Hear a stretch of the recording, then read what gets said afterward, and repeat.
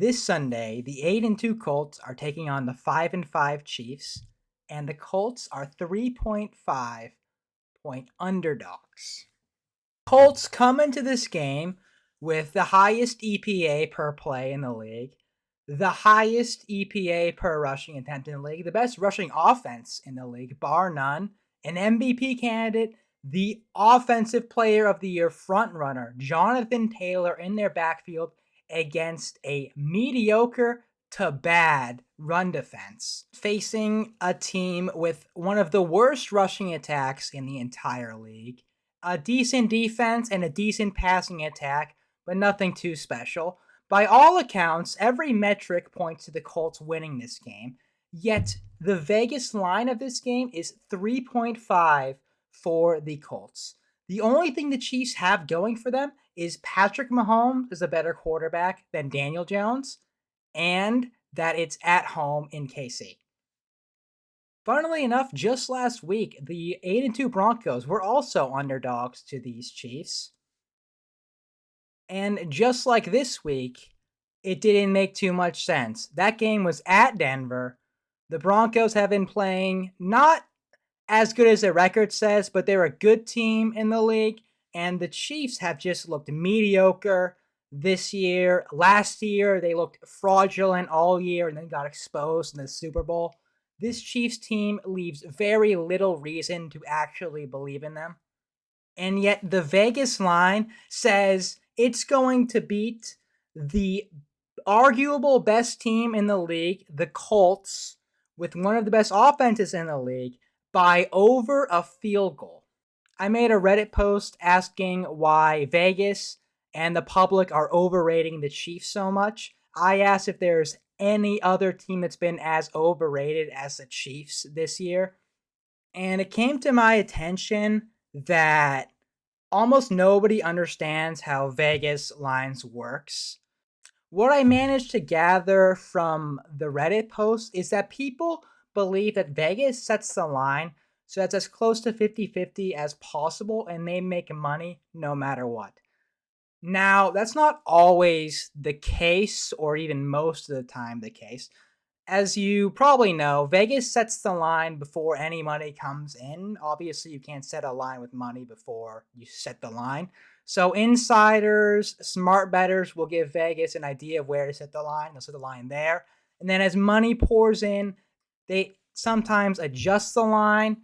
But in certain cases, they just say you're the dumb money and they will keep the line hard despite the money pushing against where the line is. That is absolutely the case for this game. As you can see, 60% of the money in the spreads are actually on the Colts to cover, and 47% of them are to win the game outright.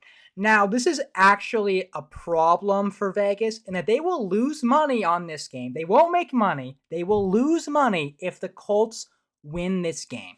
How do I know this? Well, how does Vegas make money? So you have the spreads, and both of the spreads do not pay out exactly 2 times, which is where it would be if it were 100% fair.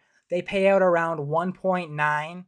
So if you times 60 by 1.9, you get 114. That's the money that Vegas has to pay out to the guys who bet on the Colts. And that means that they lose 14% of the money that was totally invested. But the money line is a bigger issue here. The money line is you bet on a team to win outright. And if you're an overdog, there's obviously a bit way smaller payout. And if you're an underdog, you get a pretty considerable payout for choosing the underdog to win outright. In this game, the Colts, if they win, they pay out 2.5 times the money that you bet on them. Now, if you do 47 times 2.5, you will get 117.5, which means Vegas would be on the hook for 17.5% of total money invested, which means it would lose both the money line and on the spread, which would mean it would lose money on this game. Vegas does not always win every game no matter what. It just wins in the aggregate. Okay, the house does win in the aggregate. Vegas isn't going to crumble down because they're wrong on one game. They can afford to be wrong on one game. And this is looking like a time that is going to happen. Sharp money is backing the Colts. Regular money's backing the Colts. One of the best examples I've seen of Vegas not always following the money spreads is actually happening tonight when I'm recording this. Bills are 76% of the money is on the Bills to cover a crazy +6 in a Thursday night football game. I don't ever bet on Thursday, and I don't care how the game ends up. I would not bet a team to beat a top three defense in the league by 6 points. Aggressively, I would not consider that to be guaranteed.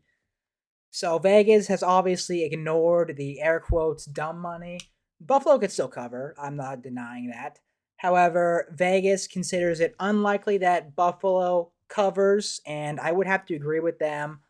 This video will definitely come out after the time the game is over. I'm not going to update this either way. Now, where would I place the odds for a Colts victory? Because that's what you got to do. You gotta weigh the odds when making bets. It's the only way you can ever come on top. Now, I would say the 8-2 Colts, one of the best teams in the league, one of the best offenses in the league with a MVP front runner. I'm gonna put their chances to win this game at around 70%. Now, say if I were to bet on a focus blast hitting, would I be willing to bet if I got 2.5 times my money for a 70% chance to happen? Yes, I'm taking that every day of the week. Now, I'm not betting my entire house on it. This is not something to how to break the system, free money printing. No, no, no. It's just likely that you are going to win and the odds are misplaced. That is what is happening. Last week, I bet on the Broncos to win outright, and I made around 3 times the initial investment I made. Now, this is not guaranteed. Obviously, you're gonna lose for instance, in Pokemon, you're gonna lose a game because you missed a focus blast. You're gonna lose a game because you missed a Hydro Pump. Does that make the decision wrong? Do you have the reason to come back this week if the Chiefs win and call me the dumbest person of all time, an idiot, a moron? No, because that's results based analysis, which is not great. Really just proves that you don't know what you're talking about.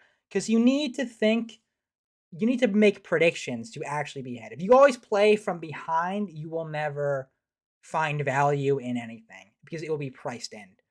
The Chiefs are currently rated as better than one of the best teams in the league and the best team in the AFC. Are the Chiefs actually the best team in the AFC this year? No, absolutely not. You'd be delusional to even consider saying that.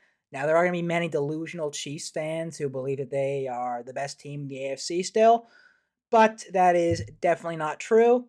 However, that is where they are being rated by Vegas because they are being favored against an 8-2 top of the AFC Colts team.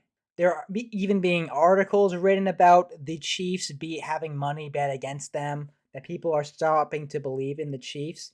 This week is actually a huge week for both of these teams. It will cement the Colts as one of the best teams in the league, or it will have the Chiefs make a playoff push. Both of which means teams are incredibly invested in this game. Colts coming off a bye, Chiefs at home.